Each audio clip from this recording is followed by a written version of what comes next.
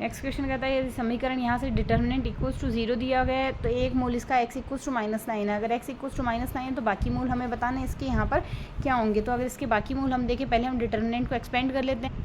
जैसे यहाँ पर हम डिटर्मिनेंट को एक्सपेंड करेंगे, इसके लिए हमारे पास वैल्यू बनेगी ये इक्वल्स टू 0 लेना है। इसको आगे और सिंप्लीफाई कर लेते हैं तो x³ - 68 x + 126 बराबर 0 आ रहा है। तो x इक्वल्स टू -9 इसका एक रूट है, तो इसमें हम भाग दे देते हैं -9 का। तो कोफिशिएंट लिख दिया, x³ का कोफिशिएंट, x² का कोफिशिएंट, x का कोफिशिएंट और कांस्टेंट कोफिशिएंट। यहाँ से ये सिंथेटिक डिवीजन से सॉल्व कर रहे हैं रेस्पेक्टिवली। एक का एक यहाँ एज इट इज़ आ गया, एक को -9 से गुणा करेंगे, -9 0 प्लस -9 आ गया, यहाँ से -9 गुणा होगा प्लस का 81 सॉल्व करेंगे 14 आ गया, 14 × 9 -126 हो गया, वैल्यू आ गई 0। यानी ये पूरा डिविजिबल ये एक रूट है। तो यहाँ से इसमें अगर भाग देंगे तो ये बनेगा x² - 9x + 14 = 0।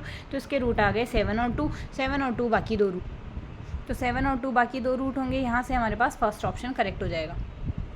नेक्स्ट क्वेश्चन कहता है यहाँ से हमारे पास 3×3 डिटर्मिनेंट फॉर्म दिया हुआ है। तो यहाँ से इसको हम सॉल्व करने के लिए x को 3 मान लेते हैं, y को 4 और z को 5 मान लेते हैं। सॉल्व x को 3, y को 4, z को 5 माना है। तो 3c1 3c2 3c3 4c1 4c2 4c3 5c1 5c2 5c3 आएगा। इक्वल्स टू इसको सॉल्व कर लेते हैं। ये डिटर्मिनेंट वैल्यू आई है, डिटर्मिनेंट बनेगा इसका सॉल्व करने पर वैल्यू आ रही है 10। तो यहाँ से x - y y - z z - x की वैल्यू 2 आ रही है। हमारे पास वैल्यू 10 आ रही है तो 5 से गुणा हो रहा है। तो सॉल्व, तो इसकी वैल्यू तो हमारे पास 60 आ रही है, 60/12 यानी 5 आ गया। और साथ ही इसकी वैल्यू हमारे पास आई रही है 10, तो वैल्यू 50 आ गई हमारे पास इसके केस में। तो यही हमारे पास इससे सॉल्व करने पर वैल्यू, सॉरी यहाँ से इसकी वैल्यू 2 आ रही है, 2 को 5 से गुणा करेंगे 10 आएगी। इस डिटर्मिनेंट की वैल्यू 10 आ रही है। तो ऑप्शन 3 ही मैच होगा, बाकी मैच नहीं होंगे, बाकी डिस्कार्ड हो गए। नेक्स्ट क्वेश्चन कहता है यहाँ से हमें ये सारणी दिया गया है, इस सारणी का मिनिमम मान बताना है क्या होगा। सबसे पहले एक्सपेंड कर लेते हैं।